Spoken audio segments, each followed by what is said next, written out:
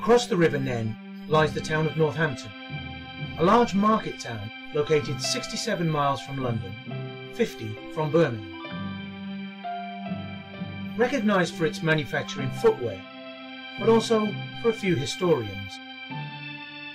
One of them in particular, a poet with a high sense of imagination, easily compared to Wolfgang Amadeus Mozart and Syd Barrett.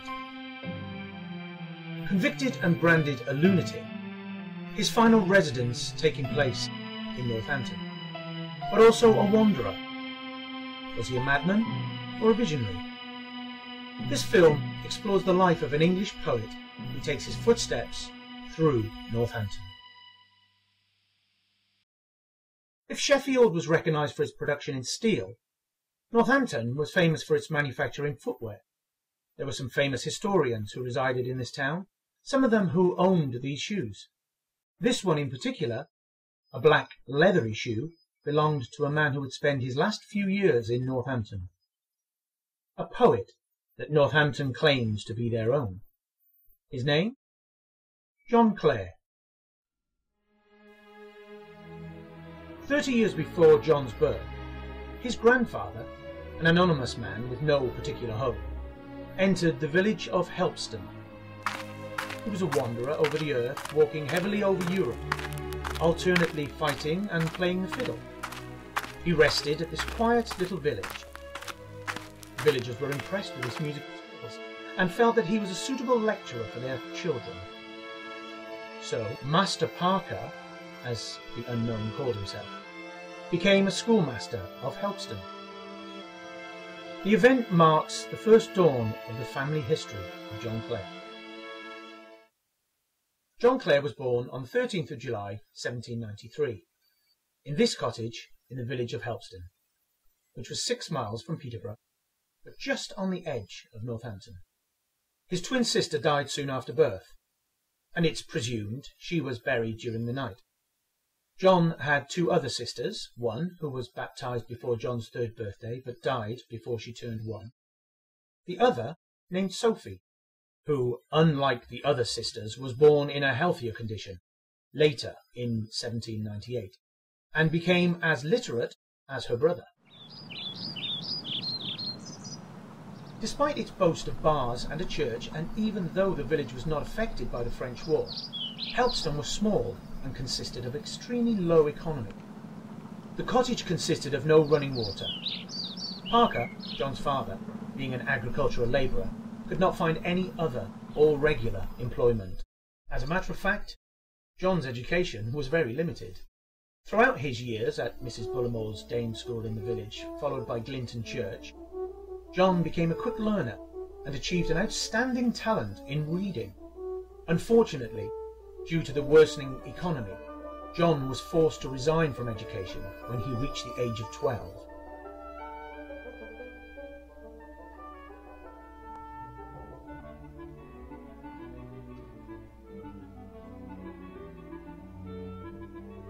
John Clare would spend his childhood years following his father's footsteps, working as a thresher, a bird scarer, a ploughboy, and a pot scourer in a local bar. Here in this garden lay golden russet apple tree. Parker would sell each of its products in order to pay the rent. John sent some of them to his publisher in London, recommending that the flavour makes them esteemed in Northampton. This is the main foyer, and here is John's fiddle. As well as writing poetry, John was also a skilled folk musician and would play his fiddle in the spare time, sometimes writing his own music. John would often write his poems right here. He would sit at this table, pick up his quill, open the book, and begin writing. In case of heating problems, John would use this wood and light a fire at this fireplace to warm up the room. This is the kitchen, and up there, the family originally used a ladder to climb to the top floor. John Clare's bedroom. Due to financial reasons, John had to share the bedroom with the whole of his future family. He and Patty slept in this double bed, while the kids slept on the floor. John's peasant origin is the main reason why his future writings appeared in manuscripts and drafts rather than ordinary print. Of course, John would have got the writing talent off his father, who came from a highly literate background. His mother, on the other hand, was the opposite. Her parents were illiterate, but it meant that they ignored most of the letters they sent. She was more than that. She could not read a single letter from the alphabet. John was rather different from the other boys, his or near his age. Most of them would play football in the village green, while he would sit at home reading. Each summer he walked alone in the forest with his book and noted the actions of each bird and flower. Other villagers found this behaviour odd and sensed insanity. These actions contrasted with his later isolation.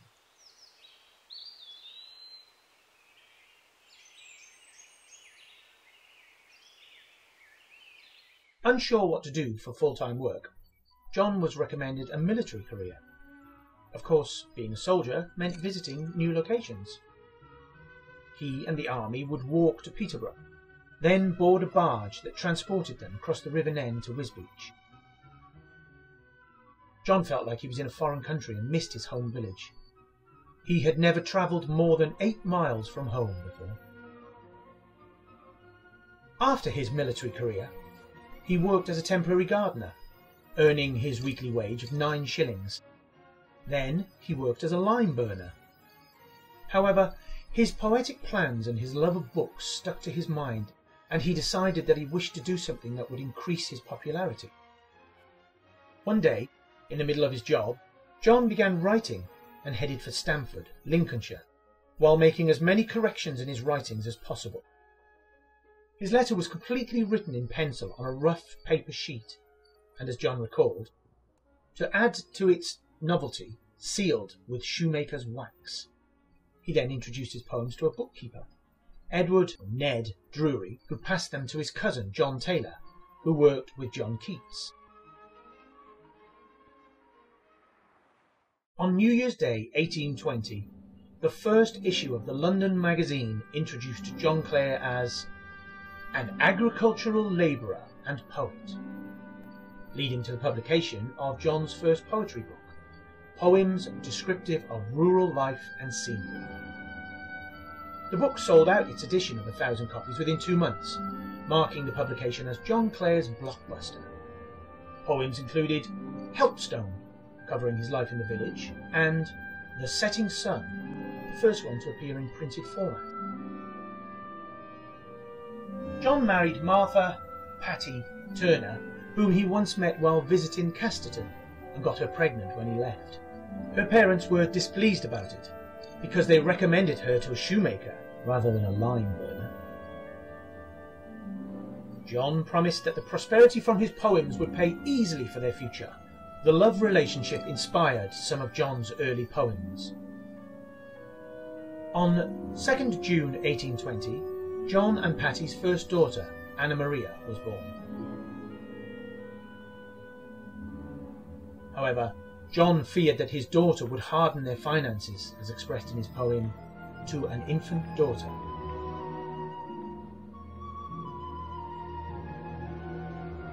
But the poem was not published straight away because John refused to reveal that he was a father only a few months after marriage.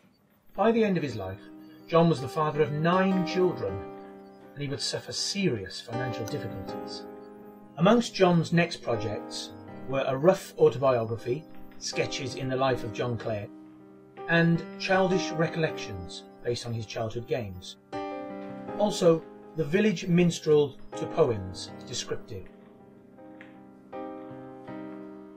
Alas, none of them were as financially successful compared to his first book.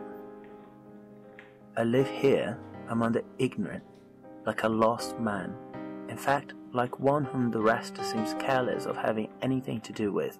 They hardly dare talk in my company for fear I should mention them in my writings.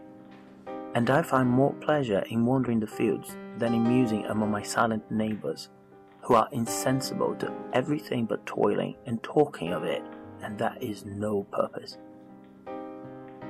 Although he had few friends, John was clearly isolated by his reputation as a poet. That is why he's easily compared to the 20th century musician Syd Barrett, as only his first album with Pink Floyd sold successfully. Now in 1824, John began to use his diary for natural history field observations and to keep a record of letters sent and received, also recording wildlife walks whilst writing his journal.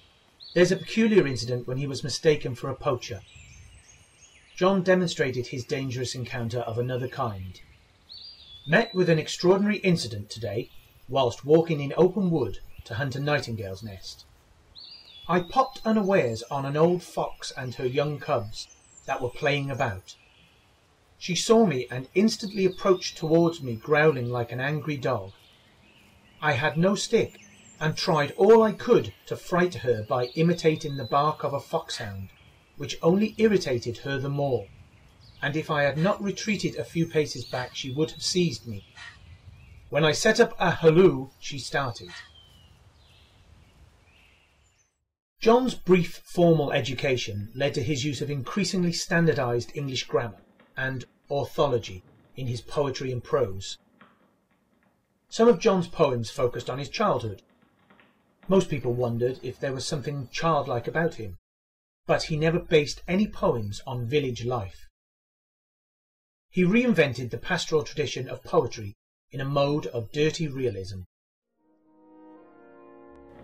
John's works were constantly selected and edited. He was losing confidence in the ability to judge his own work. Eventually, it was the beginning of the end of John's working relationship with his publishers.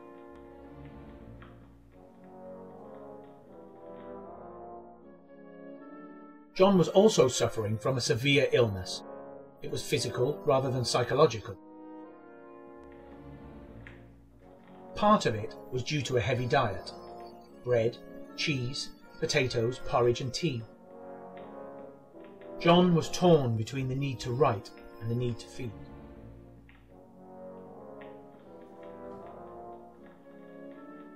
His poetry career only provided him commission, meaning that John had often had to work extra jobs in the farms to pay his debts. John completed his unpublished autobiography. His conclusion analysed an apology to his imaginary readers and stated that his illness distracted his writing ability. John lost the willpower to reply to his letters. John's future was still bleak, partially considering his dying relationship with the publishers. He couldn't overcome his depression, and his illness consisted of seasonal ailments including ague, headaches and lethargy. John and his family moved to Northborough after a dispute over house bills. He felt satisfied with the atmosphere, but by 1835 John began to miss Helpston. When he wrote the book The Rural Muse, he based one of his poems, The Flitting, on his old cottage. I've left my own old home of homes, green fields and every pleasant place. The summer like a stranger comes. I pause and hardly know her face. I miss the hazel's happy green, the bluebell's quiet hanging blooms, where envy's eye is never seen, where tongue of malice never comes. I miss the heath, its yellow fuzz, molehills and rabbit tracks that lead through besomeling and teasel burrs that spread a wilderness indeed, the woodland oaks and all below that their white powder branches shewed, the mossy paths, the very crow crooks music in my native field. By 1837, John was working on The Fields, a poem, Tales of the Farm, Autumn and Sonnets.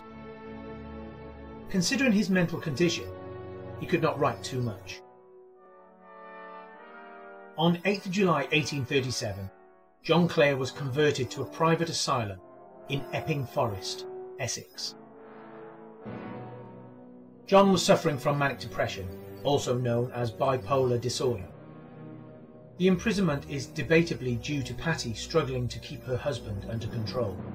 A handful of disturbing fragments in John's notebooks lines of betrayal, abuse of female fickleness, and a verse couplet that suggests, at the very least, an imagination in which sexual play spills over into violence. Dr. Allen was soliciting for money on behalf of John Clare.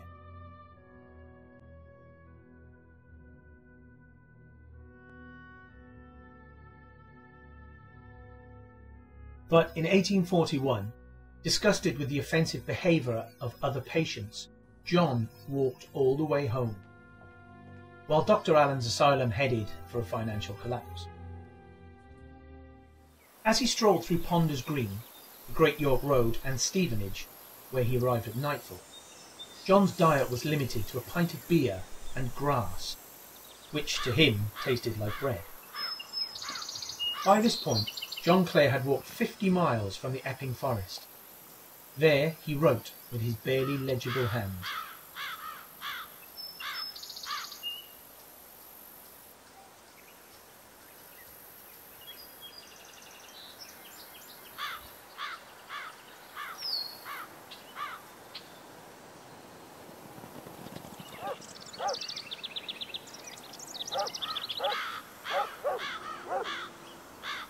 John was referring to Mary Joyce, who he thought he was walking home to, unaware that she passed away on 14th of July 1838, childless and unmarried, aged 41. After another 30 miles, John arrived home in Northborough the next day. Despite his fatigue, he started to write an account of his journey. The following day, he wrote a fair copy of the account with his conclusion.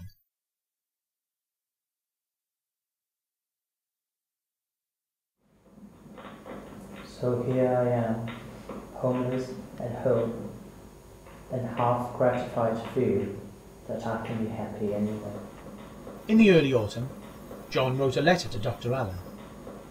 It is lost, but it read, My dear Sir, having left the forest in a hurry, I had not time to take my leave of you and your family, but I intended to write, and that before now, but dullness and disappointment prevented me. This sort of communication was unusual for a so-called lunatic to send to an asylum owner. John seemed to be fit enough to write again, but his health worsened, and he sometimes flew into violent fits of temper.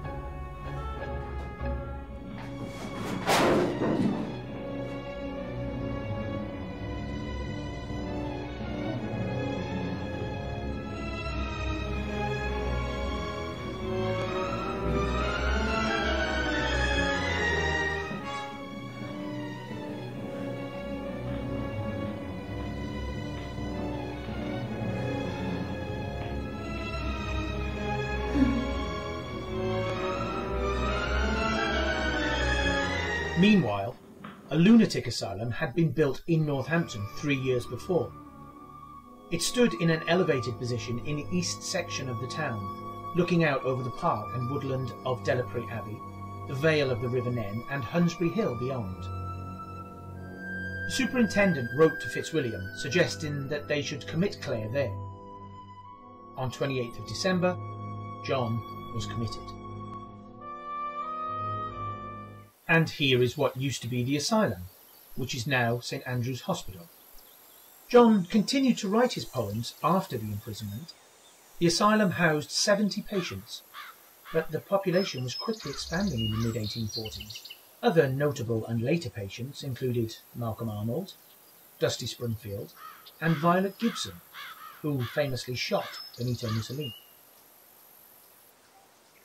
Fifth class and harmless patients were given considerable freedom. John spent his freedom walking a mile into Northampton alone, and sat for hours at a time right here outside All Saints' Church. Whilst in the asylum, John made lists of every woman called Mary, and every woman he ever knew personally, describing Mary Joyce as his one true desire. In fact, there was a dark and disturbing letter he wrote to one Mary Collingwood about derangement. The second draft, written in a format with no vowels or the letter Y.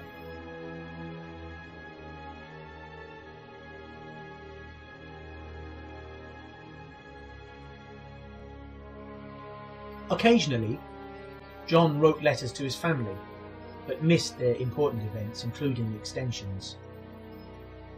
He wrote his final poetry book, Poetry by John Clare, written by him while an inmate of the Northampton General Lunatic Asylum, with no surviving poems.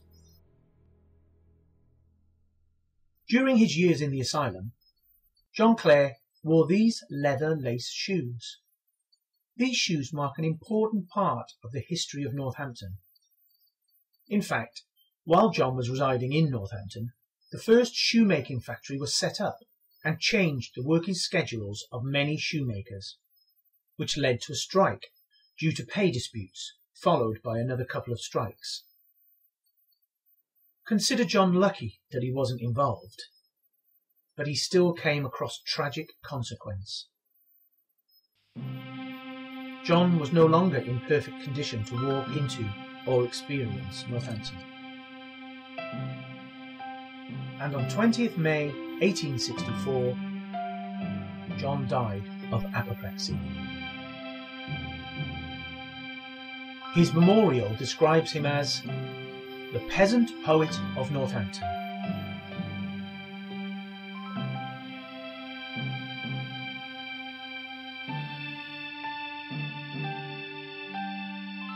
If you'd like to learn more about John Clare, you may be interested to know that his cottage has been converted into an education centre. For further details, surf the website at www.clarecottage.org or call 01733 253330.